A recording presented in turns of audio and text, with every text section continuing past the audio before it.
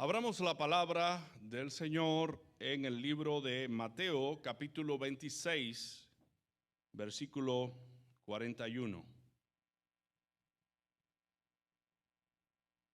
Vamos a ponerlo en la pantalla para que todos lo puedan ver. Mateo 26, versículo 41.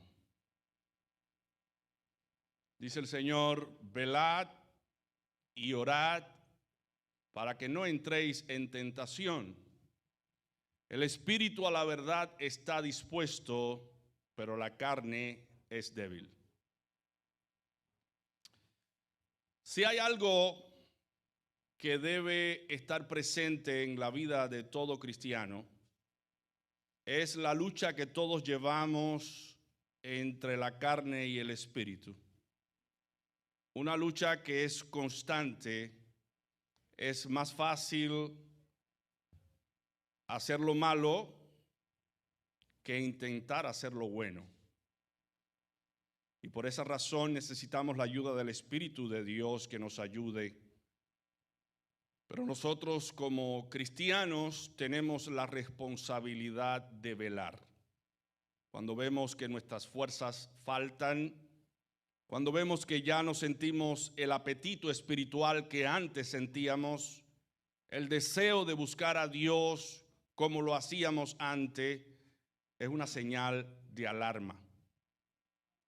Y debemos velar esa condición, porque si nosotros no estamos conscientes del estado de nuestra alma, podemos peligrar, podemos ser vencidos por los deseos de la carne que batallan contra el alma, los deseos pecaminosos que están presentes en la vida de todos los seres humanos. Por esa razón la iglesia llega a tener una importancia tremenda para nosotros. El venir a la iglesia, venir a la casa de Dios, no debe ser un asunto opcional. Debe ser algo autoimpuesto. Debe ser algo que nosotros mismos decidamos, tomemos la iniciativa de venir a la casa de Dios, reunirnos con otros creyentes, aunque la carne no quiera o no desee. Porque si dejamos de venir a congregarnos y a alabar y glorificar el nombre de Dios, es muy probable, y yo diría seguro, que en nuestras casas seremos tentados a hacer lo que no agrada a Dios. Y hemos estado hablando acerca de la importancia de la iglesia y cómo la iglesia juega un papel importante en nuestras vidas. La iglesia es la asamblea de creyentes que se reúne en un lugar, en un edificio, para alabar y glorificar el nombre de Dios. La iglesia somos tú y yo y todos los creyentes, todos los que hemos creído en Cristo y hemos aceptado el evangelio. Pero todos los creyentes tenemos la responsabilidad de venir a congregarnos para exhortarnos los unos a los otros, para animarnos los unos a los otros, para servirnos los unos a los otros y dejar que la palabra de Dios sea abierta, sea leída, sea explicada y aplicada a nuestras vidas. Porque allí es donde Dios ha prometido estar de una manera especial. Lo dice el Señor: donde estuviesen 2 o 3 congregados en mi nombre, en medio de los tales estaré yo. En el sermón pasado estuvimos enseñando que la idea de crear una iglesia no es una invención humana, una creación humana, sino divina. Es Cristo quien dice: yo edificaré mi iglesia y las puertas del Hades no prevalecerán contra ella. Encontramos en este versículo, en primer lugar, que la iglesia es propiedad de Cristo. La iglesia es propiedad de Cristo. Y en segundo lugar, la iglesia cuenta con el respaldo, el poder y la autoridad de Cristo. Por esa razón es que él mismo dice que ni las puertas del infierno, del Hades, prevalecerán contra la iglesia del Señor. Porque la iglesia cuenta con el poder de Jesucristo. ¿A qué iglesia se refiere Cristo? A una iglesia que ha sido salva por gracia, por medio de la fe en Él. A una iglesia que es integrada a su cuerpo, a un cuerpo físico, a un cuerpo que todos podemos presenciar, compuesta por muchos miembros que conviven e interactúan entre sí, se sirven los unos a los otros. Esa es la iglesia que Cristo fundó. No la iglesia que dice, yo soy la iglesia y no tengo por qué reunirme con el resto de los creyentes. No comulgo, no tengo comunión con otros creyentes. Yo asumo que tengo una relación directa con Cristo, pero no es así como nos enseña la Biblia. Nosotros debemos entender que Dios nos ha llamado a su cuerpo, nos ha integrado a un cuerpo visible de creyentes para servir a Cristo del modo o de la manera que Él nos ha enseñado en su palabra. Y otra razón por la que la iglesia tiene importancia y es relevante para Jesucristo es que la iglesia es edificada para morada de Dios. La iglesia es capacitada, equipada para que Dios pueda morar en ella. Y por esa razón la iglesia se santifica, la iglesia se purifica, la iglesia se consagra, la iglesia, atendiendo a las enseñanzas bíblicas, empieza a aplicar las enseñanzas de Cristo y empieza a edificarse para que Dios more plenamente en medio de ella. Una iglesia saludable, mi hermano, se edifica a sí misma con la contribución de todos sus miembros. Y Cristo promete preservar a esa iglesia. Él quiere hacernos saber que todos somos responsables en preservar y ayudar en la salvación de los perdidos y la edificación de los creyentes. Cuando la iglesia se reúne, la iglesia se pone de acuerdo entre sí para predicar a los inconversos, pero también se pone de acuerdo para enseñar a los creyentes sobre la voluntad de Dios. Así que el papel de la iglesia es evangelizar a los creyentes y a las personas de este mundo. Según el evangelio, hay un cielo que alcanzar, un juicio que enfrentar y un infierno que evitar.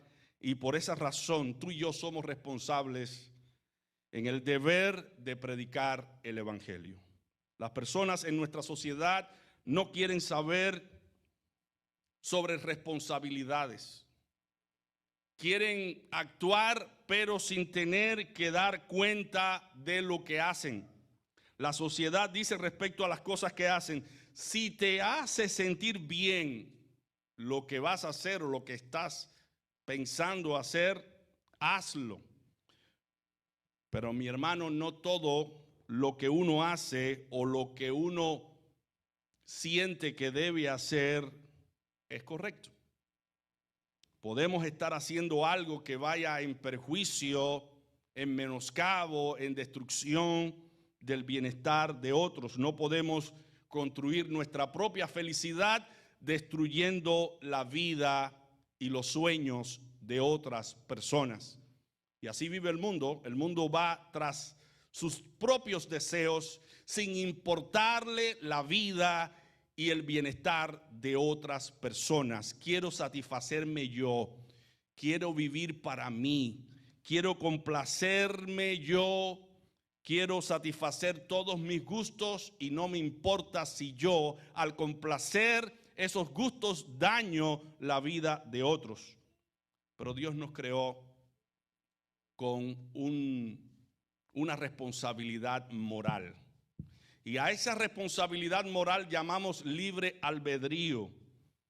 Tenemos libertad para escoger entre el bien y el mal, pero luego que hacemos lo que hemos planificado hacer, tenemos que dar cuentas. Somos responsables.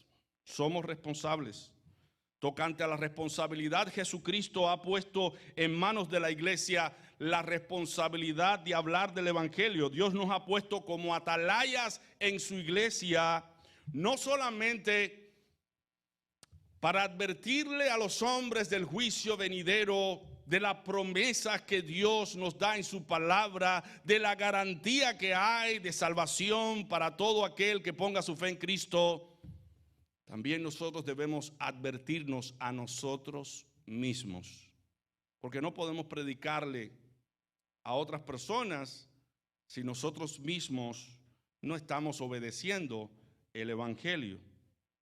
Entonces el libro de Ezequiel, vamos a usar una parte del libro de Ezequiel, nos habla con referencia a la responsabilidad, nos enseña claramente que somos responsables de predicarles a otras personas, pero al mismo tiempo somos responsables con atender nuestra vida espiritual. Y por eso tomamos como referencia la escritura base: velad y orad para que no entréis en tentación. Porque el espíritu a la verdad está dispuesto, pero la carne está enferma, y nosotros como buenos atalayas debemos velar por nuestra vida espiritual y después velar por la vida espiritual de otras personas. Dios desea que seamos salvos. Él desea perdonar todos nuestros pecados por medio de Jesucristo, pero tenemos que venir a Él en arrepentimiento y fe, y con la disposición de también predicarles a aquellos que aún todavía no están salvos, para que sean salvos.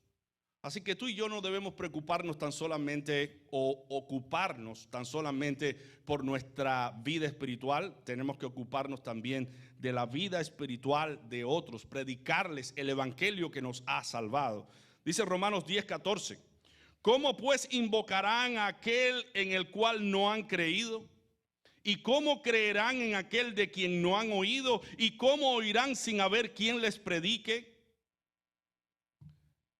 Y 1 Corintios 1:21 dice que el canal por el cual Dios salva a los creyentes es la predicación.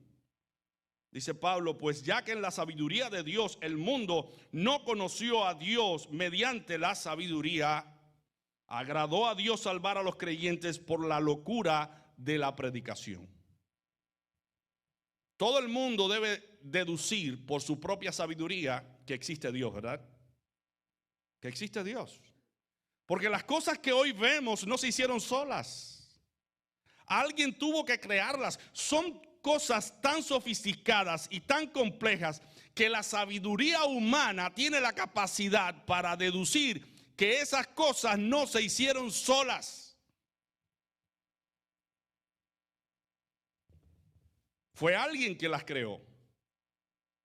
Y ese alguien para nosotros es Dios.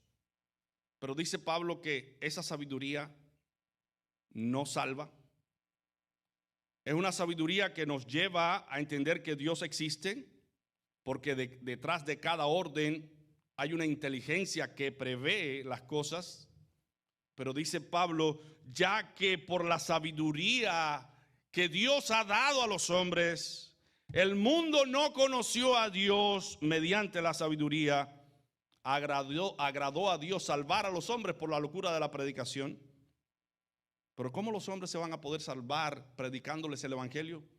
Mi hermano, eso no depende de ti, depende de Dios. Y Dios lo va a hacer. Pero tu deber y mi deber es predicarles el evangelio. Y la gran responsabilidad de la iglesia es esa. Por eso he titulado este sermón Nuestra responsabilidad. A través de la predicación del evangelio, Dios advierte a los pecadores, los advierte. Y vamos a usar como referencia para el desarrollo de esta exposición Ezequiel 33, capítulo 33. Y vamos a leer los primeros versículos del 1 al 6. Vino a mí palabra de Jehová diciendo: hijo de hombre, habla a los hijos de tu pueblo y diles: cuando trajere yo espada sobre la tierra y el pueblo de la tierra tomare un hombre de su territorio y lo pusiese o lo pusiere por atalaya, y él viere venir la espada sobre la tierra y tocare trompeta y avisare al pueblo, cualquiera que oyere el sonido de la trompeta y no se apercibiere, y viniendo la espada lo hiriere, su sangre será sobre su cabeza.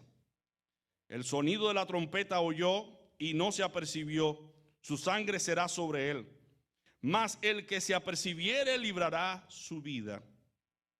Pero si el atalaya viere venir la espada y no tocare la trompeta, y el pueblo no se apercibiere, y viniendo la espada hiriere de él a alguno, este fue tomado por causa de su pecado, pero demandaré su sangre de mano del atalaya.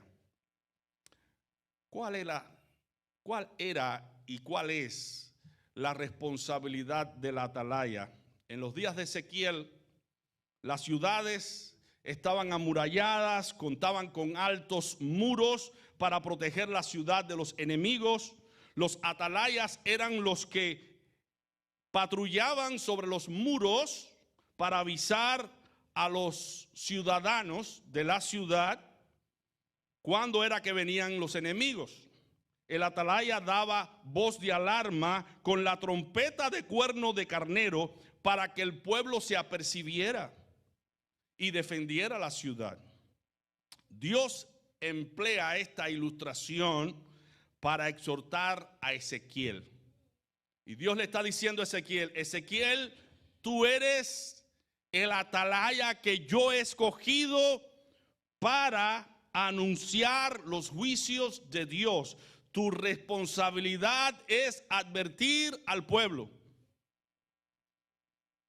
Tu responsabilidad es decirle al pueblo que se vuelva a Dios, porque si no se vuelve a Dios, van a ser castigados. El atalaya tenía que responder también ante Dios, porque si él no hablaba, si él no predicaba, Dios iba a demandar la sangre de los que perecieran sobre él. Pero si él anunciaba, si él predicaba, si él daba el mensaje que tenía que dar y las personas no se apercibían, no se preparaban ante el anuncio de que había un peligro inminente, si las personas no se preparaban, Dios no le iba a demandar a Ezequiel la sangre de ellos, porque ellos no se apercibieron. Y Dios emplea esta ilustración y dice en el versículo 2 del capítulo 33 de Isaías: hijo de hombre, habla a los hijos de tu pueblo y diles: cuando trajere yo espada sobre la tierra y el pueblo de la tierra tomare un hombre de su territorio y lo pusiere por atalaya, y él viere venir la espada sobre la tierra y tocare trompeta y avisare al pueblo. La labor de un atalaya era esa: debía velar para avisar cuando venía el enemigo. Y Dios nos ha puesto a nosotros como atalayas. ¿Creen ustedes que Jesucristo dijo en vano: velad? Debemos velar como velan los atalayas. Y aquí Cristo se está refiriéndose a que un atalaya debe atalayarse a sí mismo, debe advertirse a sí mismo, debe prepararse a sí mismo. En este contexto está diciendo eso. Los cristianos debemos velar. Tenemos enemigos poderosos que están a nuestro alrededor. Un enemigo poderoso que tenemos son nuestras propias concupiscencias. Está Satanás por un lado, el mundo por el otro, pero nuestras propias concupiscencias. El mundo hoy en día nos ofrece distintas maneras para complacer nuestros deseos pecaminosos. Y uno de los medios que el enemigo proporciona es la tecnología. Los teléfonos, los iPads, la televisión, el internet. Por todos esos medios se propagan todas las costumbres malsanas. Pero atendamos a lo que Cristo nos está diciendo: velad y orad para que no entréis en tentación. Dejar de velar significaría dejarnos controlar por la carne. Dejar de velar significaría, debido a nuestra propia concupiscencia, dejar que la carne tome decisiones por nosotros. Dejar de velar es permitir que el enemigo llegue a nuestras vidas y nos induzca al pecado. Así que Dios puso esta ilustración tanto de Ezequiel como las palabras de Jesús para advertir a los cristianos. A través de Ezequiel, Dios había advertido al pueblo de Israel sobre los juicios que vendrían sobre ellos si ellos no obedecían la palabra de Dios. En realidad no era culpa de Ezequiel, porque Ezequiel cumplía con su deber como atalaya de anunciar los juicios de Dios. Y mi hermano, Dios ha puesto en los creyentes, en cada creyente, ese espíritu de atalaya. Tú eres un atalaya. Mírate como un atalaya. Un atalaya en el hogar. Un atalaya en el trabajo. Un atalaya en la sociedad. Un atalaya en la iglesia. Nuestra responsabilidad es atalayar y estar firmes sin fluctuar, aplicando cada día la palabra de Dios a nuestras vidas. Dice Hebreos 10, 23 al 25, mantengamos firme, sin fluctuar, la profesión de nuestra esperanza, porque fiel es el que prometió. Y considerémonos unos a otros para estimularnos al amor y a las buenas obras, no dejando de congregarnos como algunos tienen por costumbre, sino exhortándonos, y tanto más cuando veis que aquel día se acerca. Una de las responsabilidades de nosotros los creyentes es exhortar. El pastor exhorta. Los miembros de la iglesia también exhortan. En algún momento nos toca la oportunidad de hablarle, de predicarle, de aconsejar a un hermano por la palabra de Dios. Es nuestro deber hacerlo, porque somos atalayas. Yo soy atalaya, ustedes son atalayas también. Y debemos cultivar el amor fraternal unos con otros, ayudarnos unos a otros para que podamos perseverar al lado del Señor. Otra recomendación en Hebreos 13, 17 dice: obedeced a vuestros pastores y sujetaos a ellos, porque ellos velan. Ven aquí la función. También el pastor tiene la oportunidad de ser un atalaya, de velar por los creyentes. Y precisamente cada sábado aquí se predica la palabra de Dios. Se exhorta sobre las cosas que Dios nos ha enseñado en su palabra, cosas que debemos hacer como creyentes. Y ese es uno de los papeles, o el papel principal de un pastor: poder apacentar la grey del Señor con la palabra del Señor. Y dice el autor de los Hebreos: los pastores velan por vuestras almas como quienes han de dar cuenta, para que lo hagan con alegría y no quejándose, porque esto no es provechoso. Así que los pastores tenemos que dar cuenta a Dios de lo que aquí predicamos. Si no llamamos al arrepentimiento, si no llamamos a la santificación, si no llamamos a la conversión, si no llamamos a las almas a Cristo, si no predicamos del mismo modo que Cristo predicó el evangelio, vamos a dar cuenta de nuestra negligencia en cuanto a no predicar el evangelio. Así que somos atalayas. Ya vimos la responsabilidad de los atalayas en velar y advertir. Esa es la función. Ahora veamos cómo deben ser los atalayas. Los atalayas deben ser espirituales. Deben ser espirituales. Ezequiel fue profeta y sacerdote. Y cada creyente, tú y yo, somos sacerdotes en la grey del Señor, en la grey del Señor. Vayamos a 1 de Pedro 2:9. Mas vosotros sois linaje escogido, real sacerdocio, nación santa, pueblo adquirido por Dios, para que anunciéis las virtudes de aquel que os llamó de las tinieblas a su luz admirable.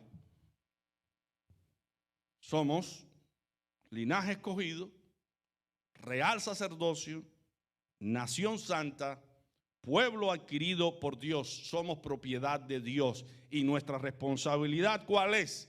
Anunciar las virtudes de aquel que nos sacó de las tinieblas, de aquel que nos salvó, anunciar esas virtudes para que las almas vengan a Cristo. El atalaya de Dios, entonces, no debe obviar su deber de santificarse, su deber de vivir una vida más cerca de Dios cada vez más, porque también los atalayas deben atalayarse a sí mismos y después advertir a otros acerca del juicio de Dios.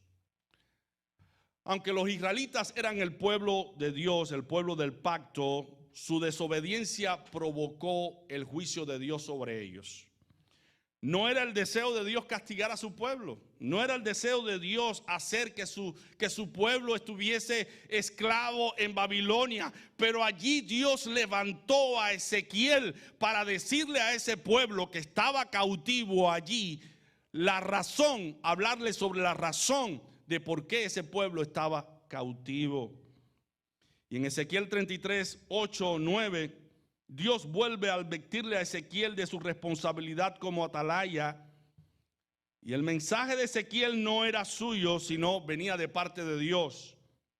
Dios demandaba a Ezequiel que advirtiera a los malvados y también a los justos que estaban allí cautivos en Babilonia. Y Dios está diciendo a través de Ezequiel: si no obedecen mis palabras, van a morir. Van a morir. Esa era la pena, ese era el castigo. Y Ezequiel debía ser fiel en la proclamación de esa advertencia. Y si el pueblo no se apercibía, no era responsabilidad de Ezequiel. Ezequiel no se consideraba como una persona culpable.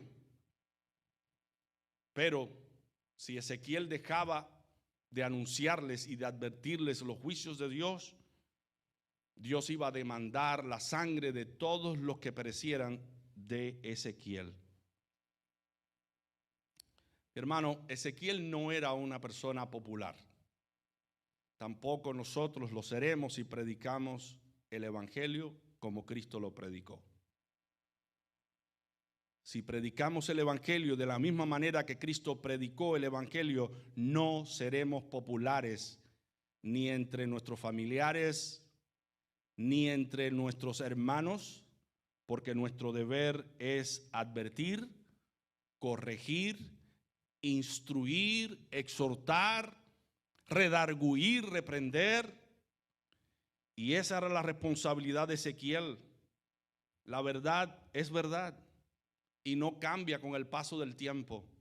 Ella no es relativa, la verdad es absoluta. Lo que es pecado hoy lo era en el huerto del Edén. Y seguirá siendo hasta que Cristo venga. Lo que es pecado, lo que la Biblia dice que es pecado, es pecado. La palabra de Dios sigue siendo la regla, la norma de fe y conducta de todos los creyentes. Ahora, veamos cuál era el contenido del mensaje de Ezequiel como atalaya. Miren el contenido. Arrepiéntanse para que vivan. ¿Quieren vivir? Tienen que arrepentirse. Ezequiel 33 del 10 al 11 dice: tú pues, hijo de hombre, di a la casa de Israel: vosotros habéis hablado así, diciendo, nuestras rebeliones y nuestros pecados están sobre nosotros, y a causa de ellos somos consumidos. ¿Cómo pues viviremos? Y Dios le dijo al profeta, le dio la respuesta. Diles, versículo 11: Vivo yo, dice el Señor, que no quiero la muerte del impío, sino que se vuelva el impío de su camino y que viva. Volveos, volveos de vuestros malos caminos. ¿Por qué moriréis, oh casa de Israel? Vemos que Dios le ruega al pueblo de Israel, el soberano, el único Dios, el Dios todopoderoso, inclinando su cabeza y su cuerpo, encorvando su cuerpo para rogarle al pueblo que se vuelva a él. No tenía por qué hacerlo, porque ellos eran pecadores, los hijos de Israel. Pero él lo hizo para que se volvieran de sus pecados. Y lo sigue haciendo hoy. Dios nos sigue llamando al arrepentimiento, nos sigue rogando para que vengamos a Él y seamos librados del juicio venidero, y seamos librados de las consecuencias del pecado, seamos librados de la desobediencia. Dios nos sigue llamando. De tal manera que Miqueas en el capítulo 7 versículo 18 tiene que hablar sobre esa misericordia y dice: que Dios como tú, que perdona la maldad y olvida el pecado del remanente de su heredad, no retuvo para siempre su enojo, porque se deleita en misericordia. El pueblo judío estaba cautivo en Babilonia por causa de su propio pecado. No se vislumbraba esperanza, salida de solución. No se esperaba que Dios los perdonara porque habían ofendido a Dios. Mas sin embargo, Dios les dice que quiere perdonarlos, que se vuelvan a Él, que se arrepientan de sus pecados. El pueblo incluso reconocía que sufría todos esos castigos por causa de su propio pecado. Que en el pecado más atroz, en la situación más deprimente, en el momento más difícil, más agobiante, en el momento más doloroso, en sus gemidos decían: ¿cómo pues viviremos? No hay esperanza. Sin embargo, Dios les dice que Él los va a perdonar si se vuelven a Él arrepentidos. Ezequiel 33:10 dice: nuestras rebeliones y nuestros pecados están sobre nosotros. Esto es lo que el pueblo decía: el castigo de Dios sobre nosotros, y a causa de nuestros pecados somos consumidos. ¿Cómo pues viviremos? El pueblo dio el primer paso: reconocer su pecado, reconocer su maldad. Y es el primer paso para arrepentirnos ante Dios. Es reconocer que somos pecadores, que hemos ofendido la ley de Dios y que necesitamos salir del estado en que estamos. Cuando reconocemos nuestra condición, nuestra necesidad de un Salvador y nos arrepentimos, es decir, nos volvemos de nuestra maldad a Dios, hallamos su gracia perdonadora. Dios nos perdona.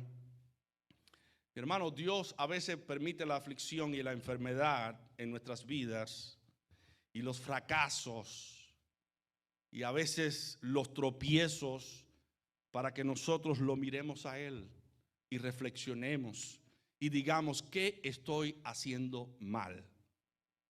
Que no es del agrado de Dios. La situación de los judíos era así. Ellos tuvieron que preguntarse: ¿cómo viviremos? ¿Cómo saldremos de esta situación?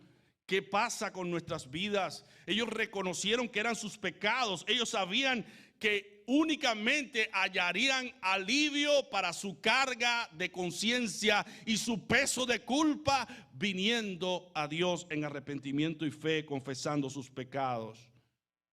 Por eso Dios le dice: vivo yo, dice Jehová el Señor, que no quiero la muerte del impío, sino que se vuelva el impío de su camino y que viva.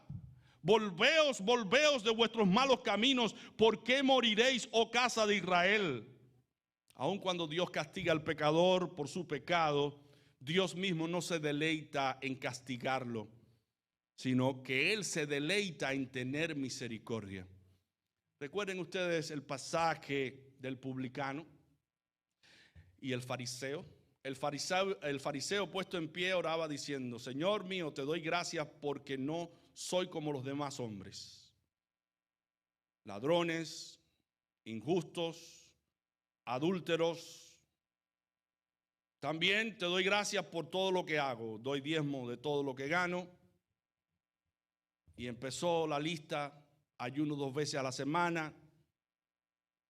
Pero ¿qué pasaba con el publicano? Dice que él estaba tan avergonzado por su pecado, tan cargado con la culpa de su pecado, reconociendo su pecado, que se golpeaba el pecho y decía: Dios, sé propicio a mí, pecador. Soy un pecador, necesito que me salves, necesito que me transforme. No podía alzar sus ojos al cielo.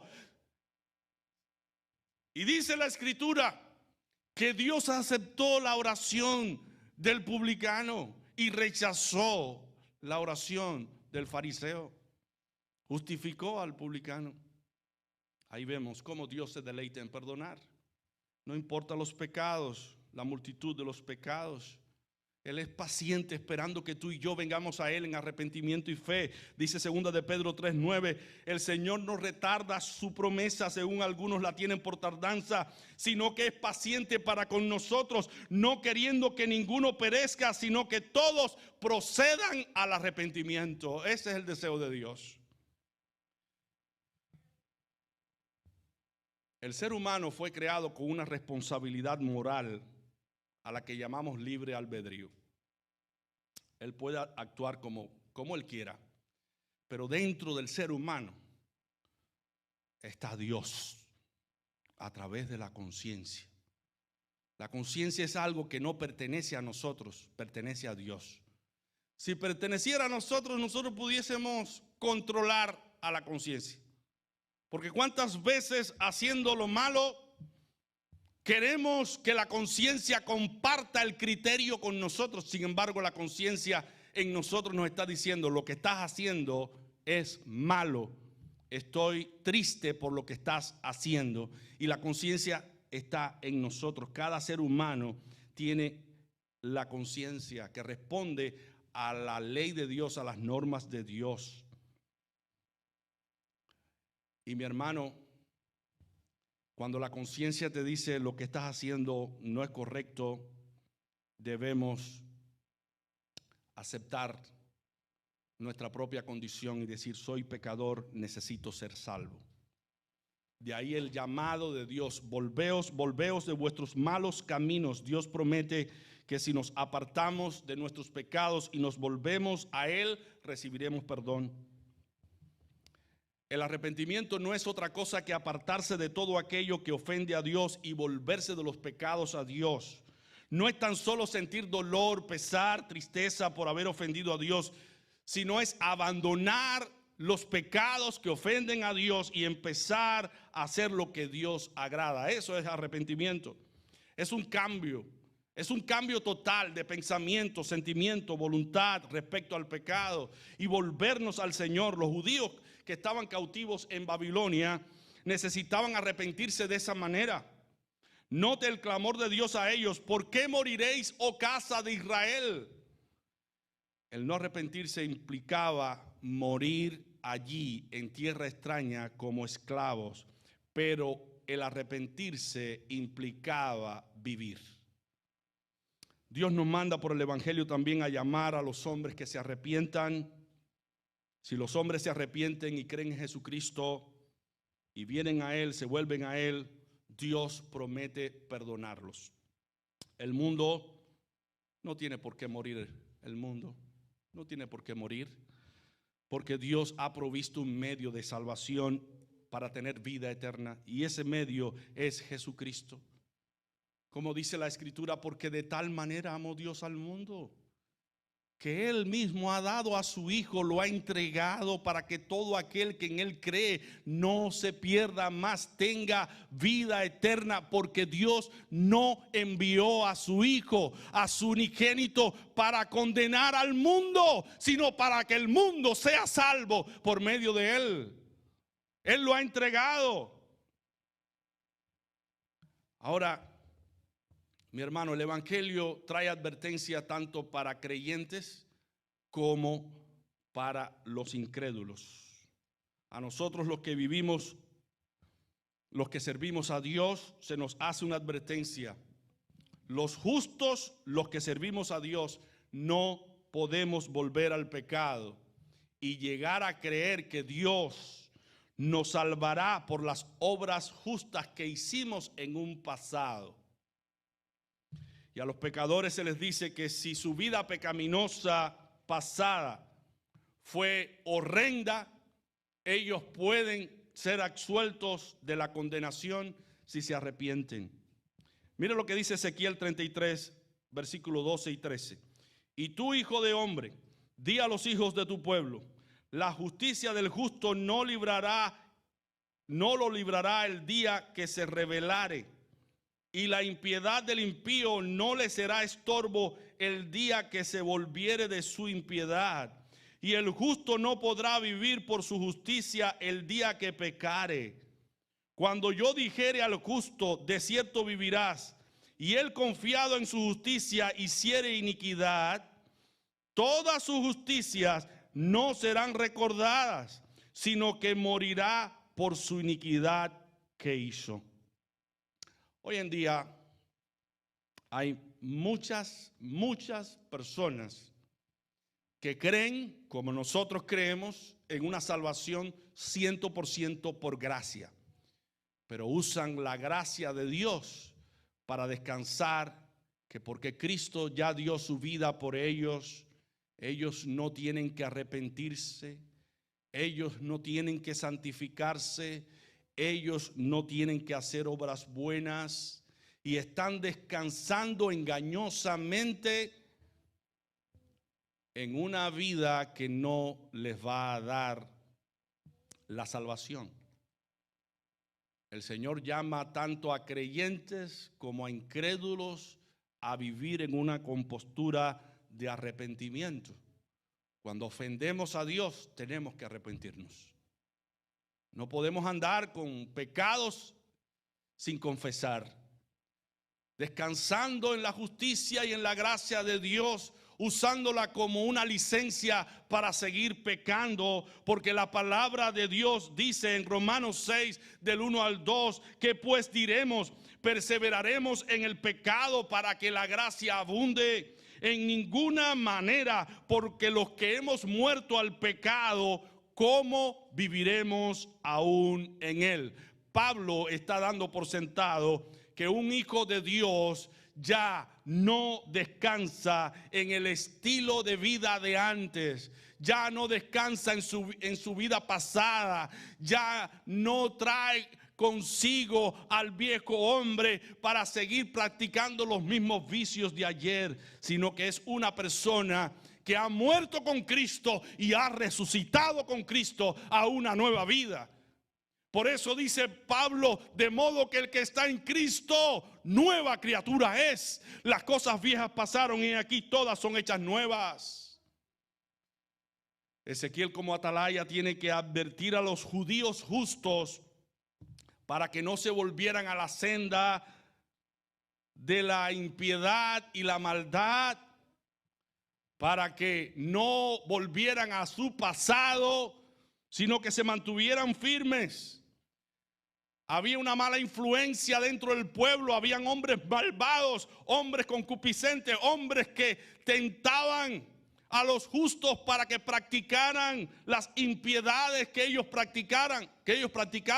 Pero Ezequiel le dice a estos justos, ustedes no pueden volver a la vida pasada, porque si vuelven a la vida pasada van a morir como el resto de los hombres que no se han vuelto a Dios.